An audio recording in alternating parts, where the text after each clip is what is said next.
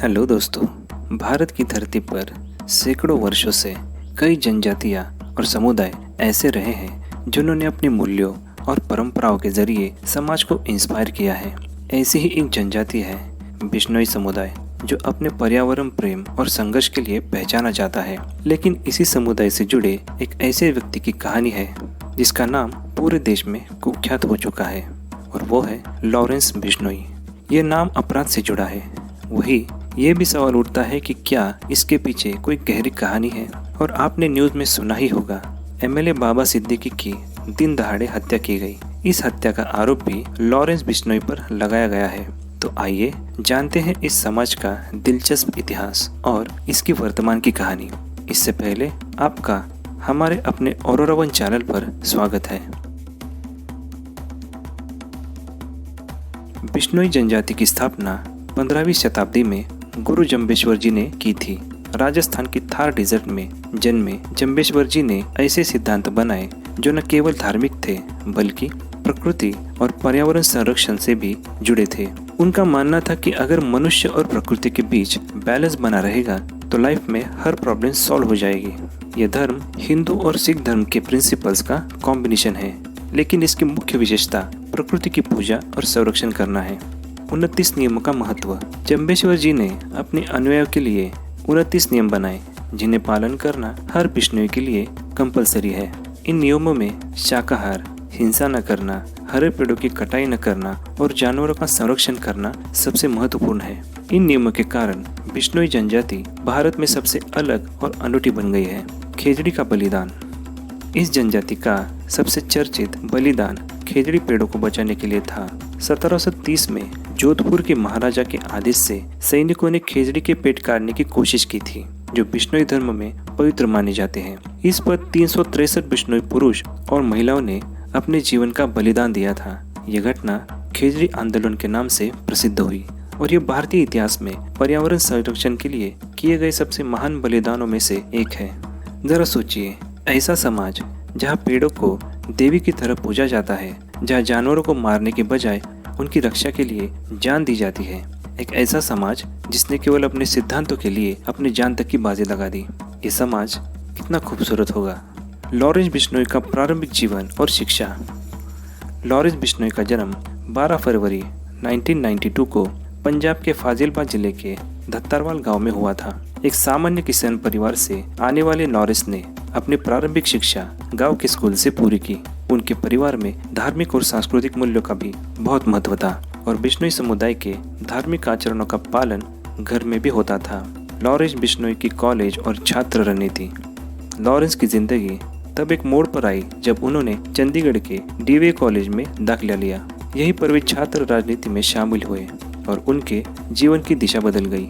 प्रारंभ में लॉरेंस ने राजनीति को एक सकारात्मक पहलू के रूप में देखा, लेकिन समय के साथ उसका नाम आपराधिक गतिविधियों में जुड़ने लगा।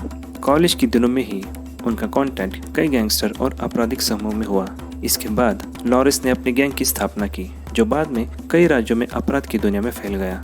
जरा सोचिए, एक साधारण परिवार में जन्मे लड़के ने कैसे खुद को इस रास्ते पर लाया होगा। लॉरेंस बिश्नोई की आपराधिक दुनिया में एंट्री। लॉरेंस बिश्नोई के आपराधिक जीवन की शुरुआती छात्र राजनीति के दौरान में हुई। छोटे मोटे झगड़ों से लेकर बड़े आपराधिक नेटवर्क का हिस्सा बनने तक का सफर तेजी से बढ़ता गया। वो पंजाब, राजस्थान, हरियाणा और दिल्ली तक अपने गैंग को फैलाने में सफल रहा। अब जानते हैं कि लॉरेंस बिश्नोई और सलमान खान के विवाद के बारे में। लॉरेंस बिश्नोई का नाम राष्ट्रीय सुर्खियों में तब आया जब उन्होंने बॉलीवुड अभिनेता सलमान खान को जान से मारने की धमकी दी। यह धमकी 1998 में काले हिरन के शिकार से मामले से जुड़ी थी। उस वक्त सलमान खान हम साथ साथ फिल्म की शूटिंग कर रहे थे। काले हिरन को बिश्नोई धर्म में पवित्र माना जाता है और लॉरेंस बिश्नोई ने सलमान खान को इस पवित्र जानवर के शिकार का दोषी ठहराया था और इसलिए लॉरेंस बिश्नोई ने उनको जान से मारने की धमकी दी थी। लॉरेंस बिश्नोई की हत्या, तस्करी और फिरौती। लॉरेंस बिश्नोई पर कई आपराधिक आरोप है, जिसमें मर्डर, स्मगलिंग, रैंसम और इलीगल वेपन्स का इस्तेमाल करना शामिल है। उनका गैंग कई बड़े बड़े व्यापारियों और राजनीतियों से रैंसम मांगने के मामलों में भी शामिल रहा है। इसके अलावा उन्होंने अपने नेटवर्क को मजबूत करने के लिए अन्य कुख्यात गैंगस्टर के साथ भी गठबंधन किया था। क्या ये सिर्फ एक आस्था की रक्षा की भावना थी जो लॉरेंस बिश्नोई को इस अंधेरे रास्ते पर ले गई, या फिर उसके अपराधी जीवन की जड़ें कहीं और ही गहरी थी? दोस्तों, आगे बढ़ने से पहले अगर ये जानकारी आपको अच्छी लगती हो तो हमारे अपने ऑरोरा वन चैनल को जरूर सब्सक्राइब करें, और जिन्होंने किया है उन्हें तहे दिल से धन्यवाद। और एक बात, इस वीडियो को ज्यादा से ज्यादा शेयर जरूर करें। चलिए आगे बढ़ते हैं। बिश्नोई जनजाति पर लॉरेंस बिश्नोई का प्रभाव। लॉरेंस बिश्नोई के अपराधी बनने का असर बिश्नोई समुदाय पर भी पड़ा। बिश्नोई समुदाय, जो अपने पर्यावरण प्रेम और शांतिपूर्ण जीवन के लिए जाना जाता है, अब इस नाम के कारण विवादों में घिर गया। कई लोग लॉरेंस को समुदाय के सिद्धांतों के खिलाफ मानते हैं, जबकि कुछ का ये कहना था कि उन्होंने काले हिरण के संरक्षण के नाम पर जो कदम उठाए वो उनकी धार्मिक आस्था का हिस्सा था। लेकिन बिश्नोई समाज की वर्तमान स्थिति क्या है?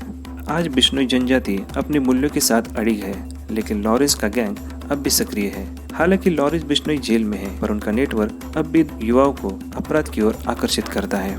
लॉरेंस बिश्नोई की कहानी केवल एक व्यक्ति की नहीं, बल्कि एक पूरी जनजाति की छवि का संघर्ष है। एक ओर जहां बिश्नोई समुदाय आज भी अपने पर्यावरण संरक्षण और शांतिपूर्ण जीवन के सिद्धांतों का पालन करता है, वहीं लॉरेंस बिश्नोई ने इन सिद्धांतों को अलग दिशा में मोड़ दिया। आज दुनिया में जहां अपराध और अपराधी आसानी से सुर्खियों में बन जाते हैं, हम ये भूल जाते हैं कि उनके पीछे भी एक कहानी हो सकती है। लॉरेंस बिश्नोई की कहानी हमें सोचने पर मजबूर करती है कि एक व्यक्ति अपने समाज और परंपराओं से कितना दूर जा सकता है, लेकिन इसके साथ ही ये भी सिखाते हैं कि हर अपराधी के पीछे एक इतिहास जरूर होता है। एक ऐसा इतिहास जो कभी नेक इरादों से या मकसद से शुरू हुआ था। तो दोस्तों, अगर ये आपको वीडियो पसंद आता है तो इसे लाइक, शेयर और सब्सक्राइब जरूर करें, और अपने दोस्तों के साथ इसे शेयर जरूर करें। और कोई बात आपको शेयर करनी हो तो कमेंट बॉक्स में ज़रूर शेयर करें। मिलते हैं अगले वीडियो में। जय हिंद।